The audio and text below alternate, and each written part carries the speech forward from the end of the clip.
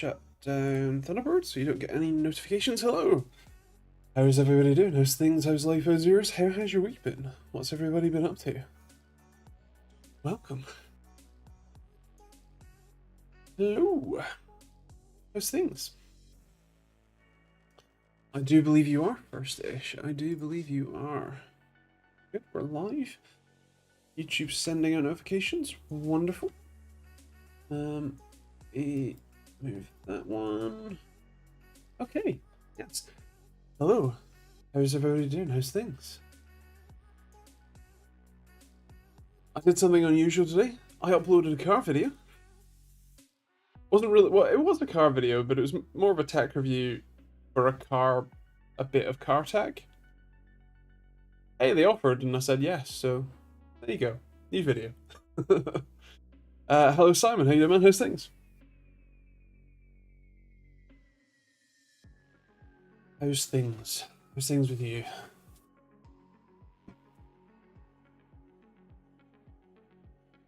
We're getting to the middle of the year, so the backlighting is quite strong.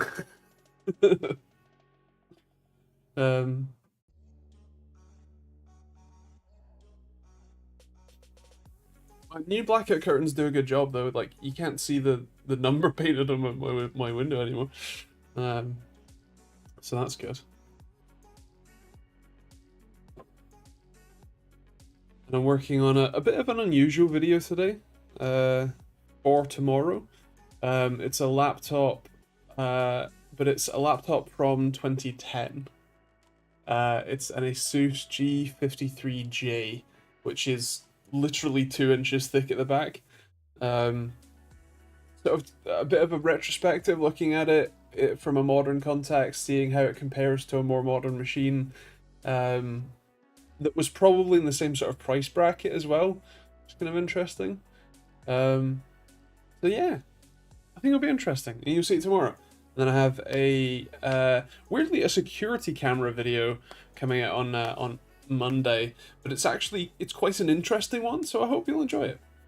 And then next Friday, I think, is either a new OLED that I have in, or a what was it? Or the security camera setup video with a couple of them. Yeah.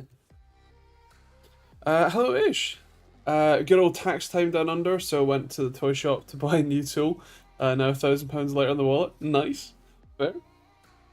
We our tax year is April 5th. Well, April 6th to April 5th, so that's already done for us. The benefit of pay as you earn is you hardly notice them robbing you blind.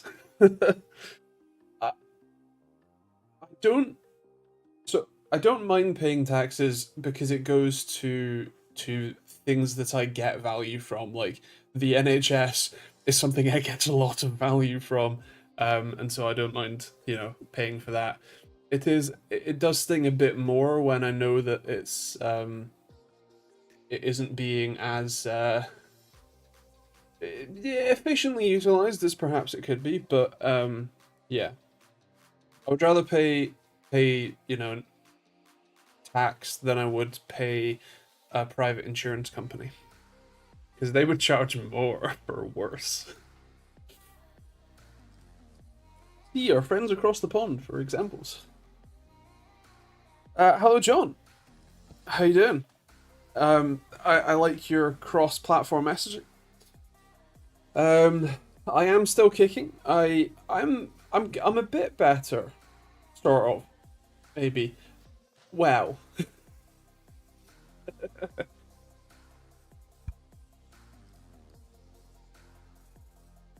I'm better in the sense that I have swapped back to mirtazapine instead of the sertraline that is on the floor behind me.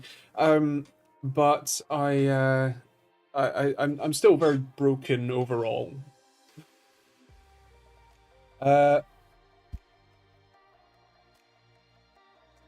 Just watching a vid on the Copilot recall shoulder surfing spyware. It's super fun. Who needs encryption at rest? Yeah. So for those of you who don't know, Microsoft implemented a new feature in Windows 11 called Copilot plus Recall. Copilot is their stupid, like ChatGPT Bing chat thing. And Recall was basically, it took a screenshot of your screen every few like seconds, and then it would AI process those screenshots to see what you were doing, and then in theory you could like look through what you'd been doing. It could then remember what you have, like what you were up to. It can help, remind you of things or help, I don't know, whatever. The problem is, one, that sounds an awful lot like spyware, and two, none of the data was encrypted at all. So it's a security nightmare, and I think it's on by default. Yeah. Yeah. Sounds like a GDPR nightmare. Thank you, Ish. I need the tax deductions, and I pay any I owe start of April. Our tax year is June to July. Fair enough. I mean, that's as positive as it gets from a Brit. Next level would be not bad. Yeah. Yeah, the spy shit. Don't screenshot my screen. Yeah, exactly. Hello, Jim. How you doing, man? How's things?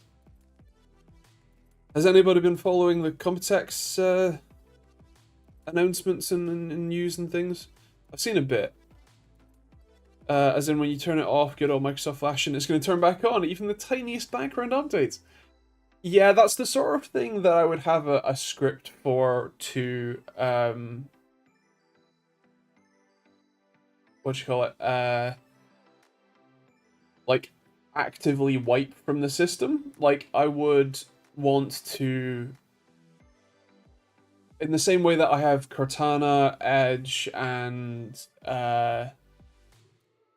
all of like the Microsoft telemetry stuff actively wiped from my system. Like, I don't have the Microsoft Store on my PC. Stuff like that. I would want the script for that I didn't write the scripts, by the way. There's a bunch of like debloat scripts that are like initial install scripts that work great. I think I've linked to them in some videos. Possibly the Atlas OS video. I think there might be a link to that somewhere in the description there. But yeah. To avoid GDPR, they simply need to anonymize the data, i.e. remove the first letter of the email, then store it in 26 databases. Woo! Oh dear. I use Edge on my Windows 11 laptop, small brain, so I can watch Netflix in not bad quality. Still Windows 10 though, no new CPU, with Wimpy cores. Nice, yeah. I have an 11900K? 11700? Why don't I know this? I should know this. It's been a while since I put it in there. 11900K. I'm using an 11900K in my PC at the moment, with 64 gigs of RAM and a 3060 Ti, and Windows 10. And I don't plan on switching from Windows 10 until it's pried out of my cold dead hands. Same as Windows 7, actually. That I swapped from 7 straight to 10. I tried 8 and 8.1, but why bother? I think I only swapped to 10 because they weren't going to bring DirectX 12 to 7, so you had to switch. Right now, there's no reason. Correct me if I'm wrong, but with performance and efficiency cores, you basically need Windows 11. Yes, with an asterisk. It does work on Windows 10. In fact, I did a lot of my original testing with Alder Lake on Windows 10. And it actually ended up being better, more stable. But I suspect that it will be, especially now, it'll be better to use 11 for the hybrid cores. Windows showing an Intel dual socket Xeon system with 144 E-cores per socket at CES. It's not absolute shite. It's workable for parallel. I think what's interesting is that we're really trending towards CPUs becoming GPUs, aren't we? Right? Like, as much as multi-threading is great and it's something that I actually use in the response time tools to great effect, in fact, um, and I get it. It is kind of funny that we're basically going, well, what if we make the core smaller and like more efficient, but we just make lots and lots of them? Oh wait, that's a GPU. um, so yeah, but yes, I didn't see the video. I saw the title and the thumbnail, uh, and can make my surmises. But yeah, fair. Still running a 3770K and a 960. Really needs to upgrade a little bit. The 960 definitely. The 3770K, you will see a pretty decent difference. Like, let's say you went from a 3770K to a even like an 11700K or a Ryzen. I mean, especially like a 5800X 3D. Ooh, that'd be pretty decent. You wouldn't see much. In fact, you probably wouldn't see any performance difference if you only upgraded the CPU. But if you went to say a 4060 today, and then you upgraded the CPU, you would still see a decent amount of difference in performance for sure. Intel couldn't convince anyone to upgrade to a 3 kilowatt chiller, so I had to go E-cores. Yeah. Yeah, especially in data center parts like that, heat is a legit problem that they have to deal with. Like, it's not an insane problem. They can deal with it, but yeah, it's a lot.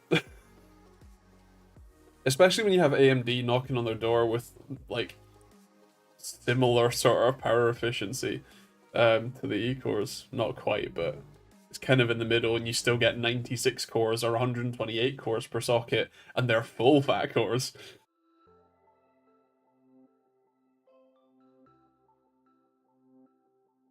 Probably a 7800X3D and a 4070, but not sure if I should go for the 7800X3D for a good all-round PC that can deal with video editing work.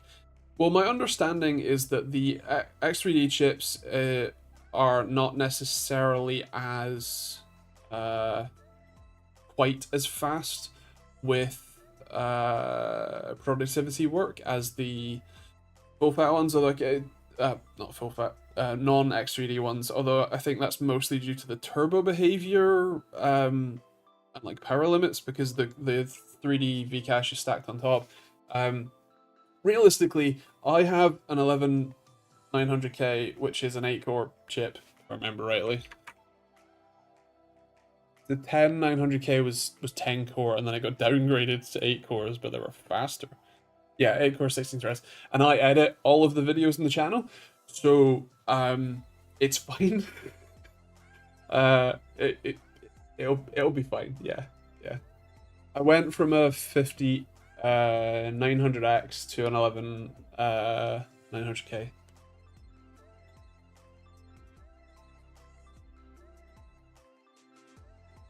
Microsoft are ahead of the game with their ocean submerged server pods, literally dumping the heat problem into the sea. All humans inevitably do. Yeah, I remember when those were being like deployed. I remember seeing the news articles about them. I was quite intrigued because it really like it limits so much. Like, it limits their ability to service them. It limits their ability. Like, the only benefit is that the cooling is free. That's it. But it's still kind of interesting. Also, you said water cooling is a growing thing at rack scale. It is. It's still difficult to deal with, and it's still higher maintenance to deal with.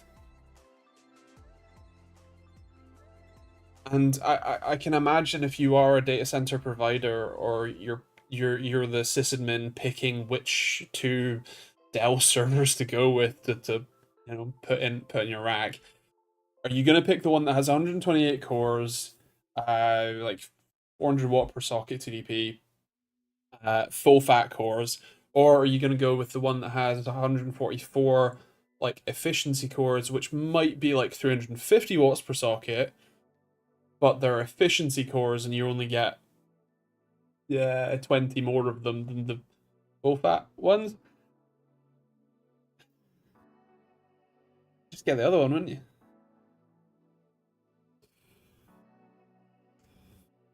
Hello, Wanted. Good to have you. I finally want to upgrade my 2070 to a 5070, but by the time the 5070 price is stabilized, it's going to be past 31st of May 2025, and then most prices will skyrocket again. Maybe. I mean, Nvidia being, they are the world's most valuable company at $3 trillion right now, aren't they? Or are they second? They're either the first or second most valuable company in the world, and we're talking about this slightly on Discord earlier. I don't think that it's a. I mean, this is not financial advice. Obviously, I'm an idiot. I don't think that the current growth and the current market cap is sustainable or like reasonable. Nvidia is obviously a very big, very popular company, but they're riding the AI hype train in the same way that they were riding the crypto hype train, and we saw what happened with crypto. So yeah, I don't know. I feels a bit much. I think there's quite a lot of what you call it, factors that could bring them down, as it were. That message hasn't shown up in chat. Not the highest market cap, but they have overtaken Apple in the last few days. But yeah, it's not sustainable. Even Elon is hyping Nvidia, saying Tesla and X are buying billions of USD with hardware from them. That's actually an interesting point. So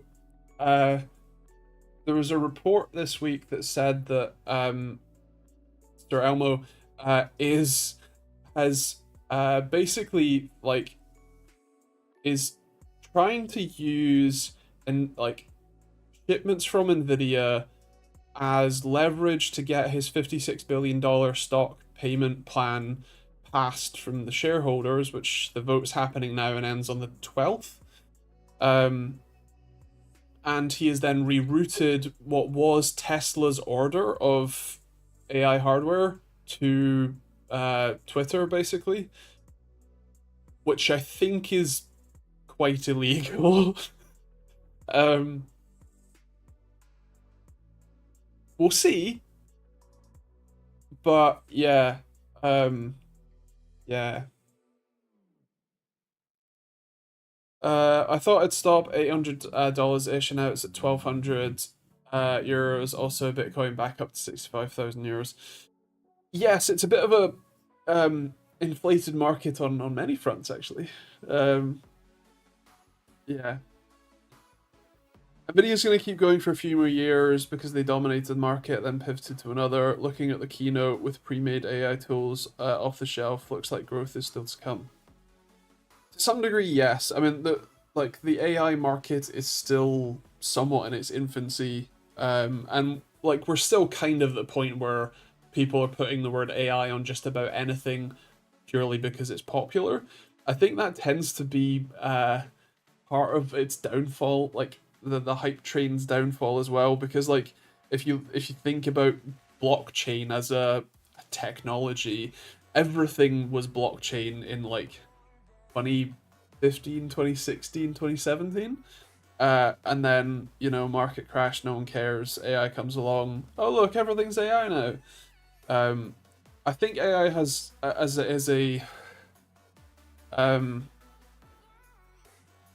a buzzword and as a market, I think has a lot more legs than crypto, personally.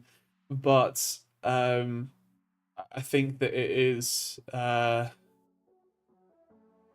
is still a buzz. and not a insane paradigm shift. Yeah.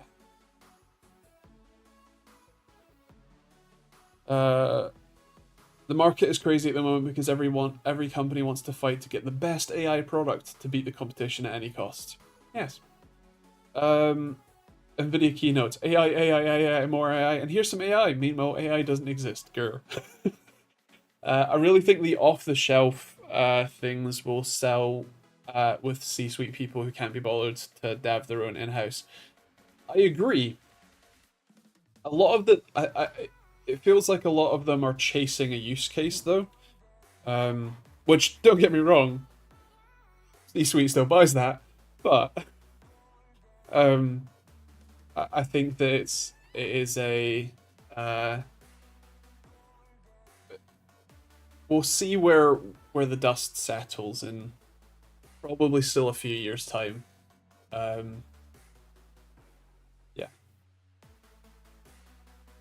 What's Gigabyte was a great example of that.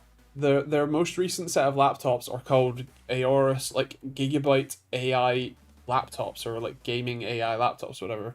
And the only AI thing is a shit version of Stable Diffusion. Like the AI for controlling fan speeds and stuff is just the standard fan speed profile like controls. That's not AI, it's just a buzzword they stuck on top. And then the actual only like artificial intelligence stuff is the um is the Stable Diffusion. Like it there's no deep learning, there's no large language models, there's no models at all for any of the other stuff. And so to call it an AI laptop is hilarious. In a I'm laughing at you way. Sadly, Web, yes. LLM to control fan speeds. Yes, ChatGPT. Set my fan speeds to 2% higher. Yes. One word, Skynet. That's kind of two words, but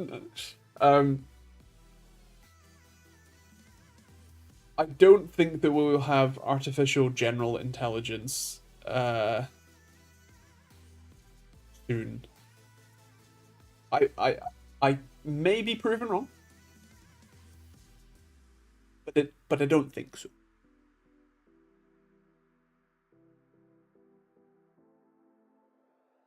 It's just mad because it's so costly in terms of power and electricity. Does that remind you of anything? Does that remind you of any other recent fads and trends and markets? Huh? Yeah. Yeah.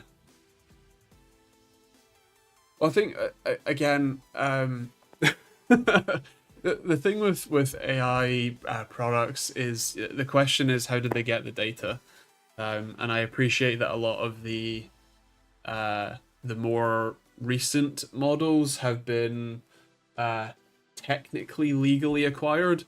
You know, like how if you search something on Google and then you got those AI results for a little while, you know how they were like telling you to eat rocks every day and like kill yourself.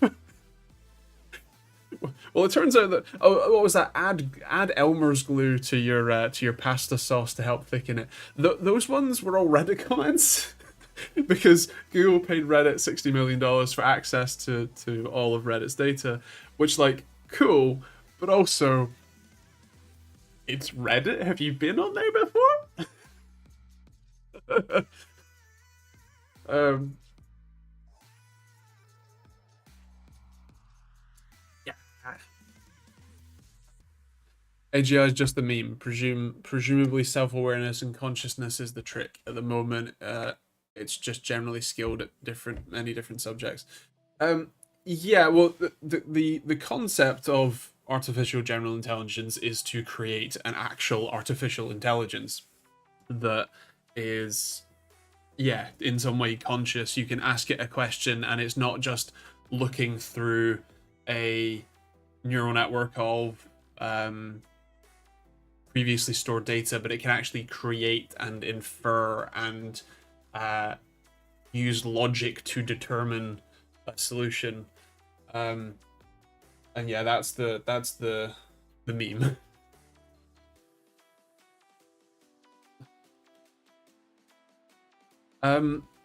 Infinite Stars, hello. Will there be a way to measure mouse movement to pixel delay with one of your tools? As I understand it, it's totally different compared to mouse click to pixel latency and can vary more.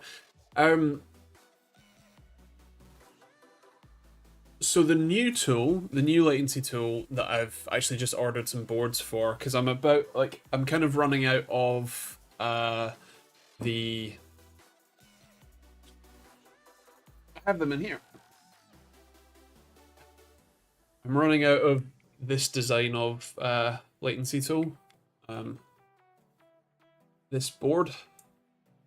It works perfectly fine. It's perfectly good, but I figure since I need to get more boards anyway, I may as well make some changes to the design to make it a bit better. And so I've just ordered 2 test boards to be able to check that. And so the new version will have an extra pin on the header to basically act as a sort of power source or a signal source. So instead of needing to open up your mouse, solder to the button itself, and then when you click it, it does the thing. You still can do that. That is still one of the pins, or 2 of the pins are there. But the 3rd pin will be you basically just touch the 2 together, touch signal and ground together. And what you would do there is use some aluminium foil tape stuck to your mouse. Normally it would be on the mouse button itself, so you'd put it on the end with a little crocodile clip, and when you then tap the signal wire to it, that completes the signal as you click, and so then you get that's registered properly without needing to use the microphone and without having to solder to it, which is quite nice. The extra thing, if you like, is that you could put the foil tape on the side and tap it to move the mouse. That wouldn't need some software tweaks. I'm pretty sure that I can get the current mouse position, and so technically speaking, as you tap it, that can... I can do the same timing, basically, just with whenever the mouse then moves. So that's something that I think I could develop with that style of input. So potentially, yes. I'm still talking about, like, I don't even have the new board design here yet. I need to confirm that all works. I need to work out a way to ideally... the 2-pin fly leads that I sell will be 3-pin fly leads, and I need to include crocodile clips, probably, or like a connector on one end. I need to work that out, and then ideally I need something, a sizable metal object on the other end as the pokey tool.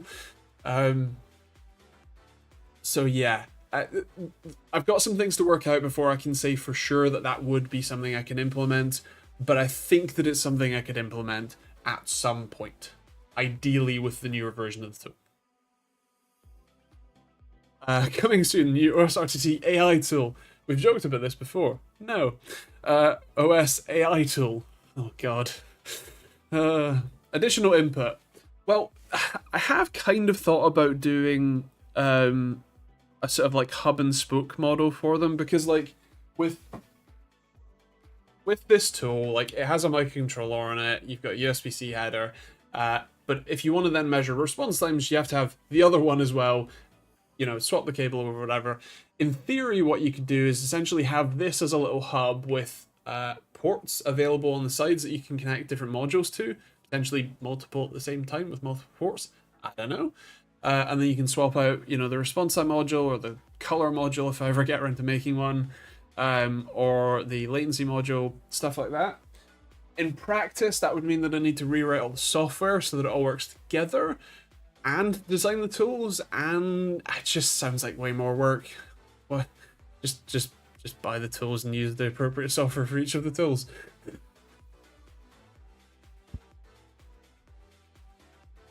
So yeah, nah.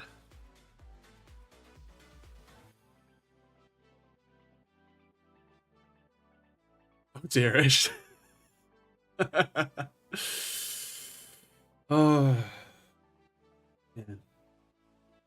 Kind of dongles, but I don't know. Dongles makes it sound bad. um, yeah. I've been busy. I've been busy. I mean, I've been kind of been busy dying for the most part. Dying and buying a house. I wouldn't recommend either of them, actually. No.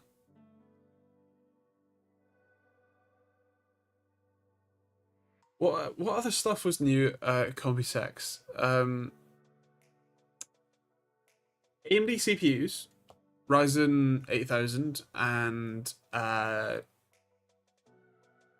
690, 790 motherboards? 890? I can't remember.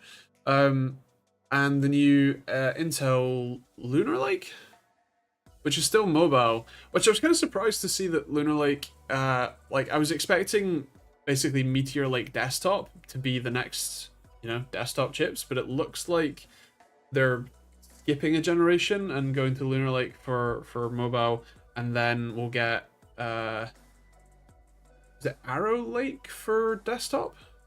It'll be 15th gen.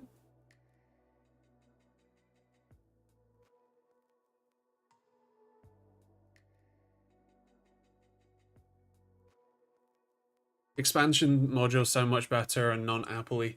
Well, I thought so. I think the problem is that as a one-man band designing and developing everything, if I had developed it that way from the beginning, then that'd be fine. But the fact that each of the tools currently has its own software, which admittedly they are fairly similar bits of software, but I'd have to rewrite a new open source testing tools software that then does both functions or both sets of things, depending on what module's connected. I'd also need to work out how to do the different modules, and it would potentially end up being more expensive because you need the sort of the hub, which would have the microcontroller that talks to the PC, all that sort of stuff, and then you would also need microcontrollers in the modules themselves, which is fine, but I think it would just be more complicated than it's worth for what I've designed thus far.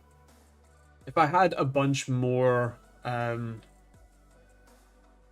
features or whatever, maybe, but I don't know. The other, actually, so I have two sets of boards coming. One of them is the sort of CS latency tool, and the other one is OSRTT Expert, which is the one that uses the fancy photodiode. That reminds me, I need to buy some photodiodes. So that uses the... Do I actually have it downstairs? I might not. I think it might be upstairs. Or is it over here? I have a very fancy photodiode from Thor Labs. I don't see it here. No,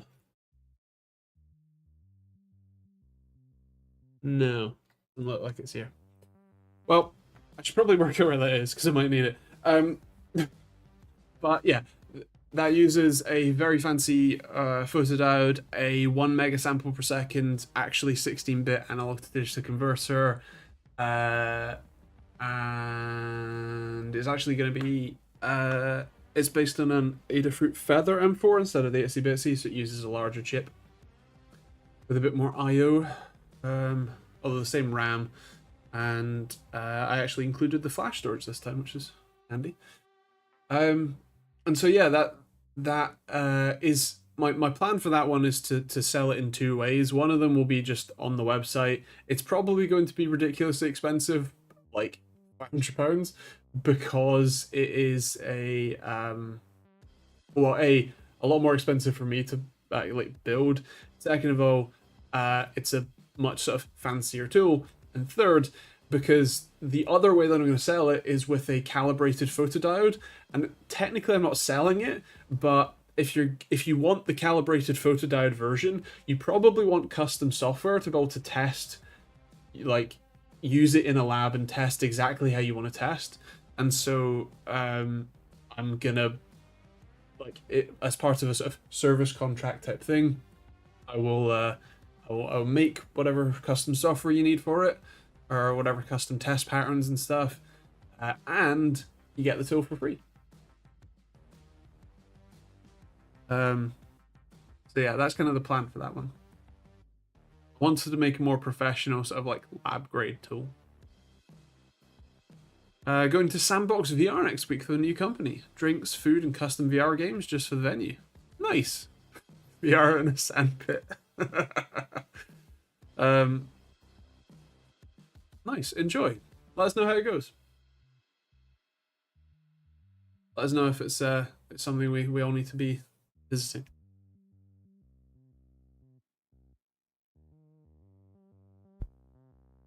I'm glad that the Elgato Wave 3 mutes so well.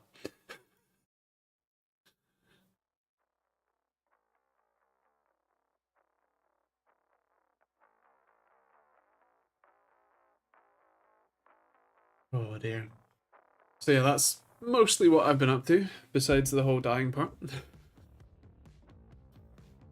Just $29.99 for a month for life. I mean, I'll take the passive income, yeah.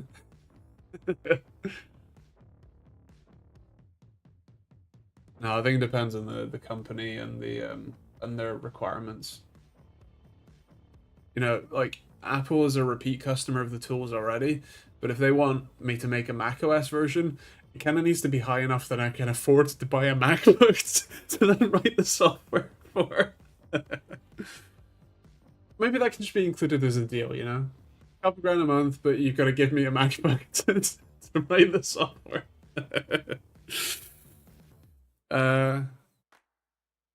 Thank you very much, Ish. If you want repeat payments, you can do it through YouTube, or you could do through Patreon. Yeah, I must admit that YouTube is definitely the place to do it in terms of like the benefits you get. As much as I would like Patreon to be a good option, because they pay out more of the money you are meant to be paying to me, YouTube has a monopoly on its own service, and so yeah, you still get access to the Discord either way, but early videos, sponsor free videos when I do them, stuff like that is all through YouTube. How about enough for you to hire me as well? Do you know what? Maybe one day. Maybe. I can barely afford to hire myself. Ooh, dear. Unfortunately, I can't list potential future earnings on my mortgage application. So, although I have actually submitted a mortgage application now. We had a surveyor come round and they said I cannot offer valuation in the current state because of all the cracking and stuff. Oh. Here's the survey report, like structural engineer's report. I've already paid for here. Is this enough, please? So yeah.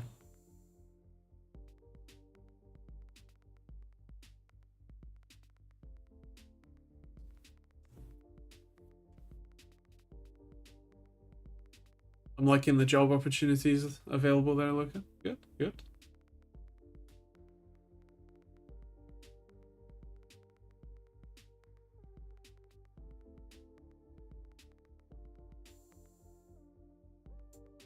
Uh-oh, Andy is about to buy a falling down pile of rubble in progress. Kind of.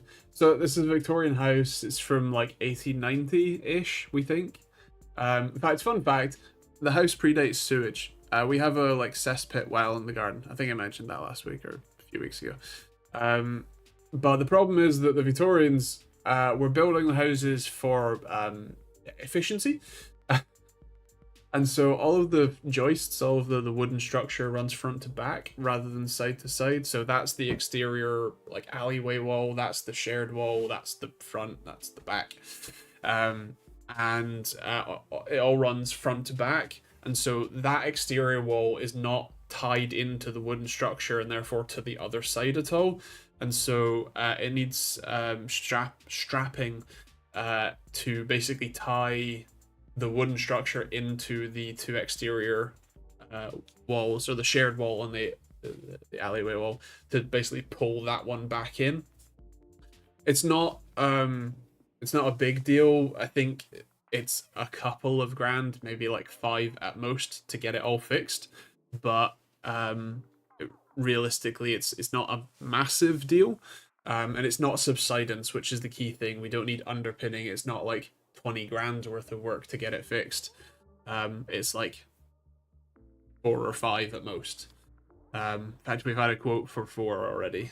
So yeah, it's not a massive deal. It's just the valuer, or the like surveyor valuer guy who came round from the bank, basically just came in, took a few measurements, looked around real quick, and then just like, okay, anything else we need, I'll bye, and then left. He was literally here for, I think I looked, 4 minutes. So I didn't even have a chance to say, we had a structural engineer survey, here's the report, whatever. He was just like, cool, bye. So yeah, I've had my mortgage broker send over the report to them.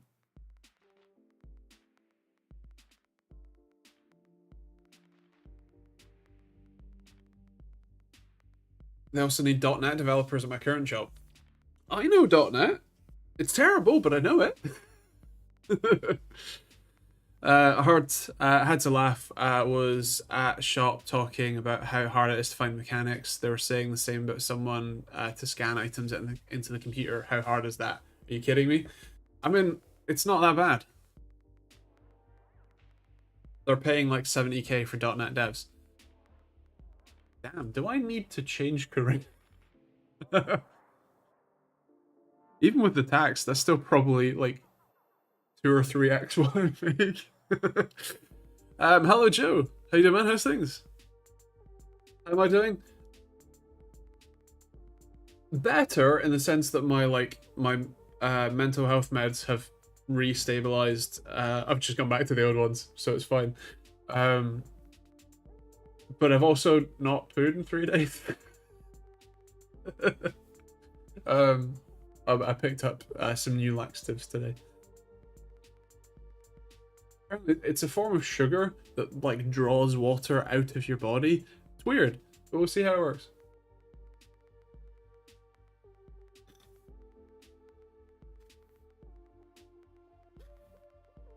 I had, between last Thursday and Monday, was probably like the worst 4 or 5 days that I've like lived through. There was a lot of it started off as what I thought was a stomach problem, but then turned into, or was actually, me basically having a panic attack for 5 days straight. Yeah, that one. There's probably some more grey on me now. Although this camera does a great job of hiding it. It's nice.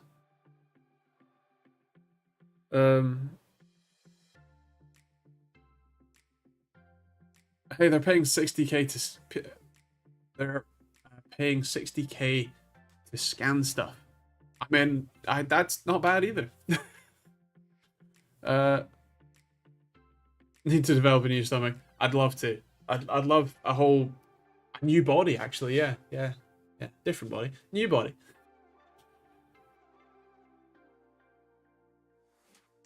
Roughly what I get as a senior here. Don't think I'd move to London for it. Fair. I know that a lot of dev roles are still pretty remote. Although it seems like there's kind of a mix. Like, it seems like in office is going back to being more popular. Not by choice. Not by dev choice. But by like management choice. We do 100% remote and hybrid. Okay. I'm paying 90k for a mechanic, and we're offering a company ute brand new. Still can't find anyone. Interesting. I mean, I guess if like houses in your area are like $1 million you know, plus. That's, yeah.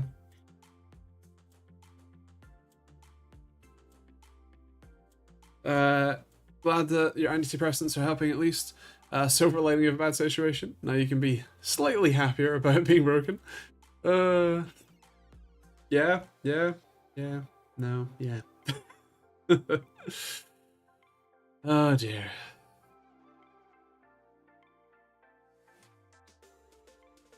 Most people I know who move to Australia only do it as they got the house included with the job. Yeah, fair enough. I wonder how Yanni's doing. I haven't seen him in a while. Miss him on the stream. But it sounded like the last time he was here, he was having a right laugh, so. Counterpart to Ziggy, indeed. Indeed. Good on him. Good on him. Hope he's having fun. Need to watch out the video at the video at the wheel video when this is finished. Had to look twice when I got the notification for it. Yeah, well, I said I'd do it. They sent me an email, and funnily enough, they were like, "Are you sure you're gonna upload a video? Are you sure? Are you sure?" I was like, "Yeah, it's fine. Promise." And see, I did it. But yeah. No, they offered it to me, and it was kind of a it was a thing I wanted, so why not, right?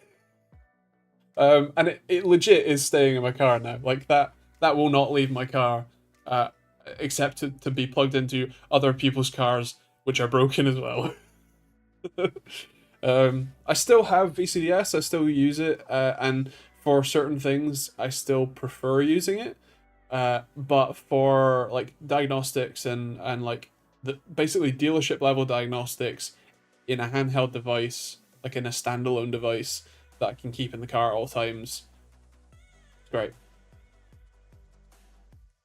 So it's a code scanner. It is a way to read not only standard like OBD diagnostic codes, but the full on like module scan, like scan the left-hand driver door, like door controller type scan, to be able to get all of the fault codes basically. It also does coding, so if you want to, I don't know, if you need to put a new battery in it and you need to change the serial number that's saved in the battery ECU, that's fine. And or if you're, I don't know, retrofitting adaptive cruise control, you can use it to do that, you know. What does it do over a £10 eBay, £10 special OBD reader? So the main thing is that there are two different classes of code scanner. The £10 special eBay one just does your basic like P codes. That is, when you have the check engine light, it will give you a really basic, pretty generic fault code. That's your standard like basic OBD reader. The next step up from that is essentially dealership level scan tools. So that's things like VCDS, Carly, or this scan tool. And so that gives you module by module dealership specific error codes. So it isn't just a P2002 evap leak and it's something. It's like this module, we like there is a battery low voltage warning, a communications warning, a like I can't even remember any of the specific fault codes me or Dan have had. Like EGR fault, this specific actuator fault, map fault, like the very specific exact things, like serial numbers, you know, like all that sort of stuff is what it will have access to. And then there's also the special functions. So for example, if you want to, on my car, I have an electronic handbrake. To replace the rear brake pads, you need to put it in service mode, which winds the caliper back all the way and then a bit more. And so you need a special tool to be able to do that, whether it's this one or whether it's VCDS. but to be able to do that, you need to have the tool, and you can press it and it will wind the calipers back, put them into service mode, that sort of stuff. Resetting the service intervals. Some cars you can do that with a cheat code on the dash. On my car's case, you need to do it through the software because it resets the software, resets the like mileage, oil time and oil life, oil quantity, all that sort of stuff. And then the other like advanced things like changing, when you change your battery, you need to recode the battery in a lot of cars now, which is changing the serial number that's saved in the battery control module. This thing can do that, a normal OBD code scanner can't. So yeah, stuff like that. Not sure if I can justify it for my Seat. So the one that I have was the BBA version, which is Benz, BMW, and Audi, aka the whole VAG group. But you can just buy the individual ones for Mercedes or BMW or VAG. So in your case, you would get the VAG one. That one's £144 instead of 220 with the voucher code. And so, yeah, that would be the one that I would get. If I didn't already have, well, I already have VCDS, so that's already one thing. And if Dan didn't have a BMW that needs the tool more than I do, I would probably just get the VAG one and then be happy. But seeing as A, I didn't pay for it, and B, I already have VCDS, I'm happy that I have the BBA version. Also, my car is dumb enough, it doesn't need recoding stuff really, just reset the service info on the dashboard. Fair enough. It's also for a specific sort of type of car. Like for my car, for my Audi S4, it was 2013, I need to be able to like clear the service interval through it. I would need to do the service mode for the brakes, recoding batteries, stuff like that. But for yeah, for you know, something in the early 2000s, probably not. Seems like the perfect thing for my sister's 2003 Polo. Maybe. The one nice thing about that tool is that there's no limitation on how many cars you can use it for. VCDS is limited, like depending on which version you buy, you either get 3 VINs, 5 VINs, 10 VINs, or unlimited. With the hardware being the same, it's just a software limitation on how many VINs you can have registered at any one time, I think. And so I have the 3 VIN version, I think.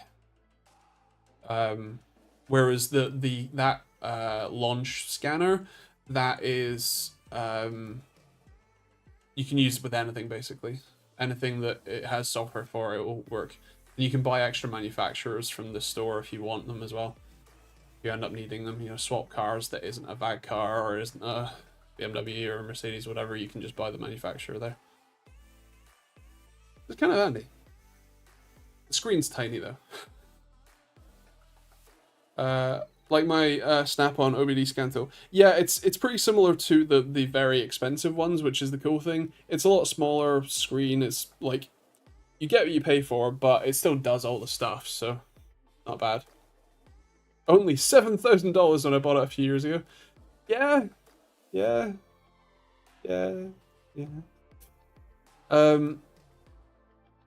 If I get a newer / project car, definitely consider. Seems handy. I will / I should watch the video. Have a look. You'll see what I mean. There's some pros and cons for sure, but it's kind of hard to argue with the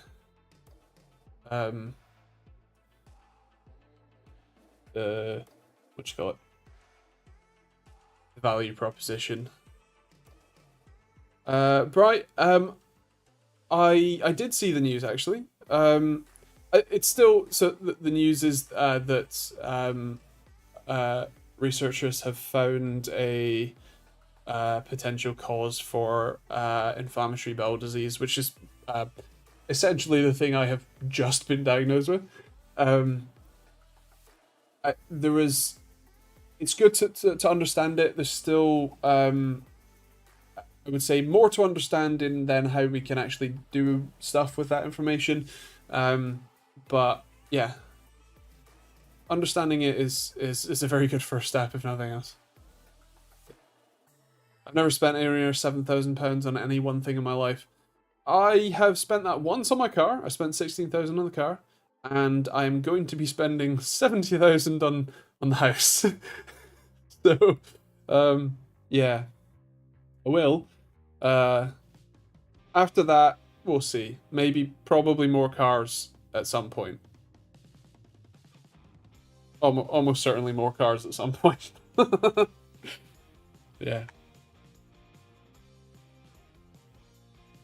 That's why I love my old XC panel van V8 carby, easy to work on and reliable. Okay. Whatever works. I spent 50k on uni. Ouch. Luckily, I skipped past that one. Went straight into running this shit. Oh, God. I was 15 when I started the channel. Now I'm 27. Jesus. No worries, Luca. Great to have you. The carriage must grow. Indeed. Indeed. Spring chickens, though. Well, technically, yes. Practically, clearly not.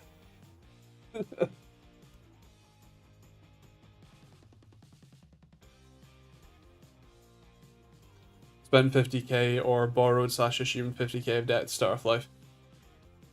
Yeah, it's student loans. So I mean, I guess if you're making 70k, you're probably paying it back already. But yeah. Do you know when you'll pay it off, Bab?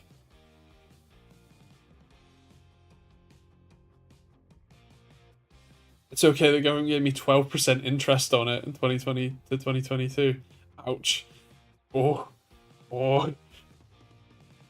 Jesus. So, I guess never then.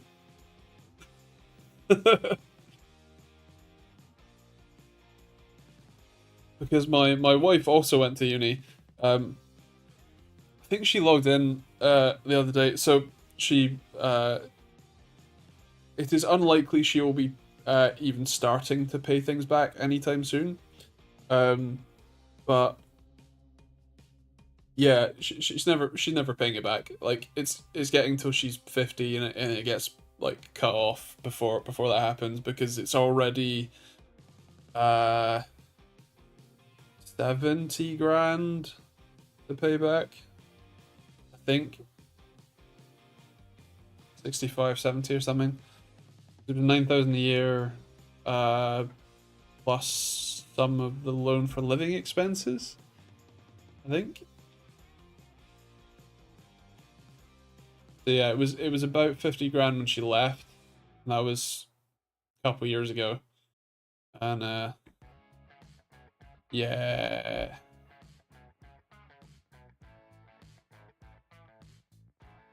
Probs 2040 we paid off. Total paid like 80k. I mean, 80k total payout isn't horrendous. Like, I'm looking at my potential mortgage, and I'm going for 2-year fixed because I'm expecting the rates to come down.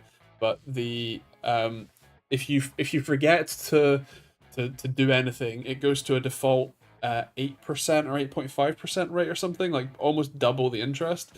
And so I'm taking 90k on a mortgage, but the current, like if you were to do nothing for the full 35 years, I would pay back £287,000, which is insane.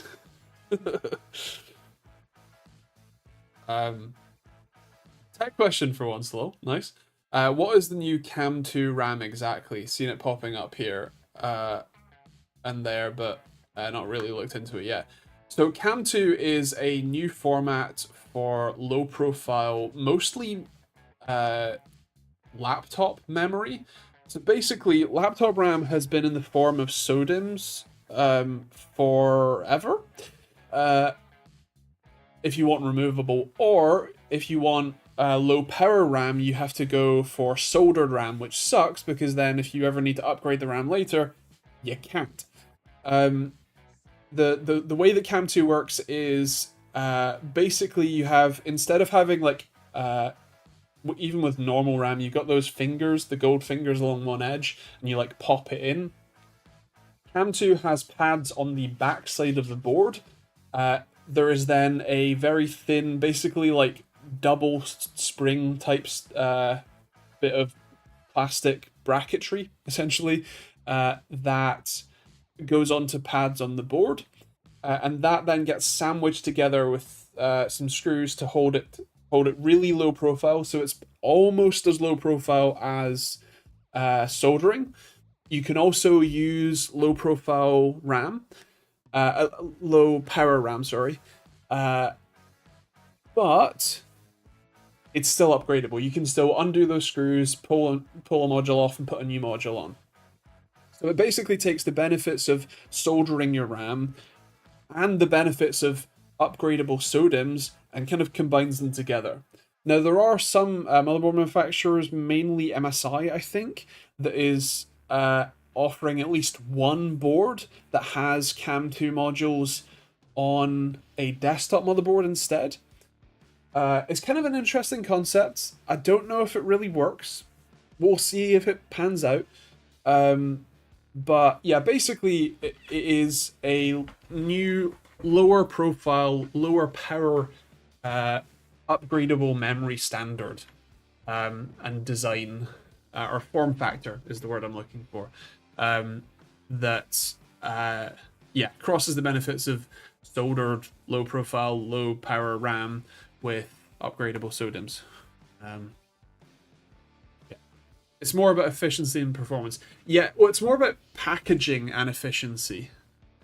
Because one of the reasons why like laptop manufacturers move towards soldering is that a SODIMM module has to be at least that thick, basically, off of the board, because that's a single slot.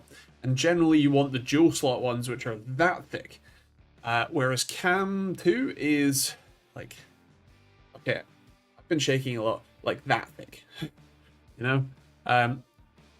So it's really not that much thicker than like just putting the RAM on the thing itself. Like it's a PCB and a tiny little bit higher,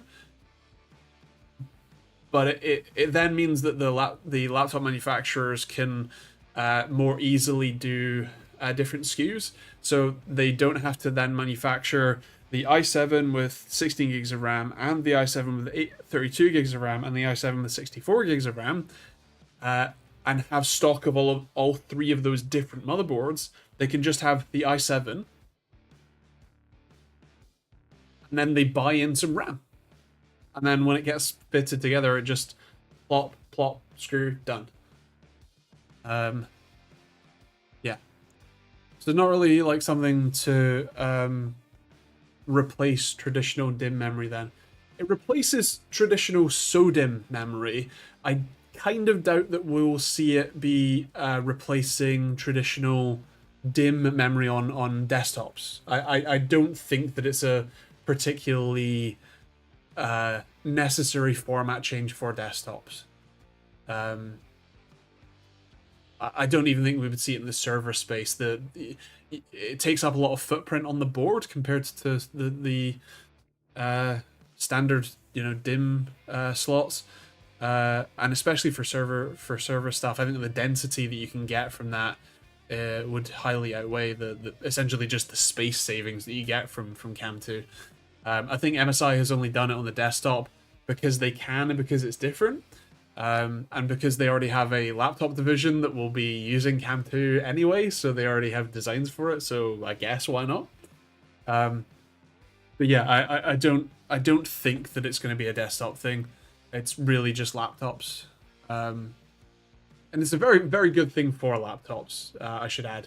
It's a very good thing because it now means that laptops should come with upgradable RAM as standard, rather than as a, oh, well, it's a gaming laptop, we can afford the space to put the SODIMMs on, and it's going to be a good thing for laptops for sure. When I bought my first house back in '87, I had 18% interest on a 220k loan. Back then, maximum term was 25 years. paid off 214k by 93 when I got divorced. There. That must have only been like 50% on the principal though, which the i7 and some AI RAM. Oh god, don't start.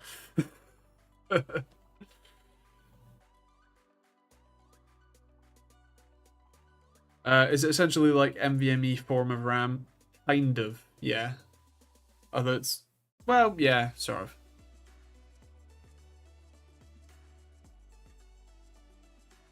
Yes, Joe. Yes, it really was. Oh dear. Okay, I think I am sufficiently blocked up. And that's your usual error, so I will call it there. I hope you guys have a safe week, have fun. And yeah, videos tomorrow, Monday, and stream next Thursday. Yeah, I'll catch you then.